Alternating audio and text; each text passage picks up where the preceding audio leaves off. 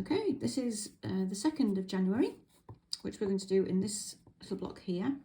Apparently, the 2nd of January is World Introvert Day. And as a card-carrying introvert, I like to celebrate that fact. So what I'm going to do in this square here for today is I'm going to use one of the shapes that come with the 2026 templates, one of which is a house. Because really, being an introvert involves staying at home with a nice book and not talking to any people. So I'm just going to draw around the outline of this house shape. Not quite sure I've got that quite straight, never mind. Maybe it's straight enough. I'm stitching, by the way, on vintage linen, in case anybody was wondering. I'm just going to mark where that roof is. Incidentally, you've got quite a lot of possibilities with the house shape. I'll just grab a piece of paper and I'll show you what you could do. So you've got your basic house shape like that, which you could do as it is. You could just draw the box and then draw your own roof like that. You could just draw the box and do the roof like that, if you wanted a little gable window in there. You could make it a bungalow with a big door and a big window, or you could make it with a small door and small windows. So you can play around with the scale of it as well. But there are lots of options for the house shape. You don't have to do it exactly the same as that. It's just a guide, just an outline. I've chosen a thread. It's a dark grey, hand-dyed fine cotton thread. And I'm going to start probably just with outlining it, and then I'll decide what I'm going to do with filling in the roof. I've just fastened that thread on the back, and I'm just going to do probably a back stitch outline. Just following that pencil guide mark. And I'm going to do that all the way around.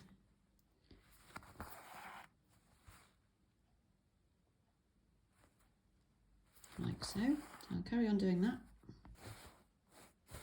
Okay, so I finished the outline here. I had a bit of thread left, so I've just done a couple of, it's upside down.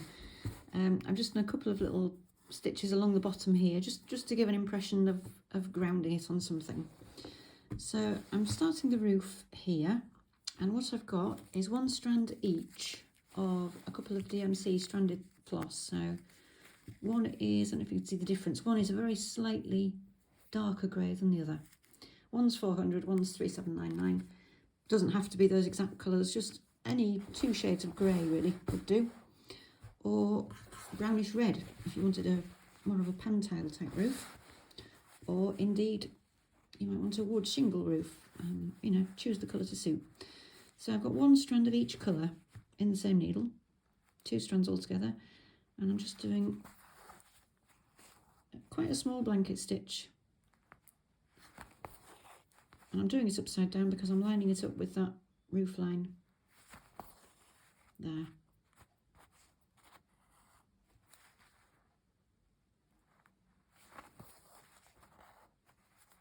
Quite a small blanket stitch using the 2 strands.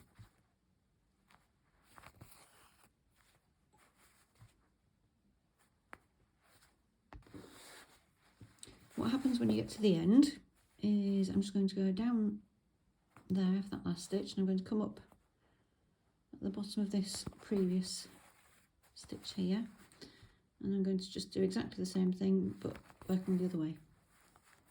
You can work blanket stitch either way, left to right or right to left. A little bit more awkward perhaps right to left, but it can be done. And I'm just lining it up with that previous row so it looks as if it all joins up. And I'm going to do that backwards and forwards until the roof's all filled. Okay, there's the roof with its little blanket stitch roof tiles. I've just brought the needle, I've got some thread left, so I've just brought the needle up down here, ready to do a couple of windows, and I think I might just do some small windows here. And again, you could draw these first, and we'll see if, oh, we don't need that under there, do we? just straight stitches. We'll see if I should have drawn them first, because I don't tend to do squares very straight, but then I don't mind squares not quite straight. Yeah, I might do another window down here.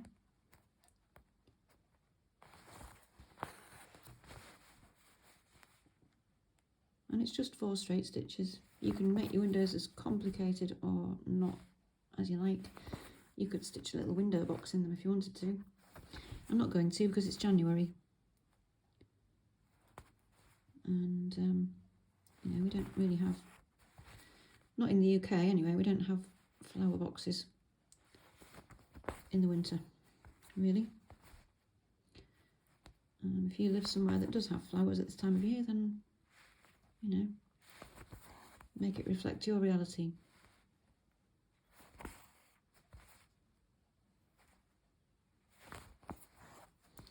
I might just do another window there. What I'm thinking of doing is a door somewhere in the middle.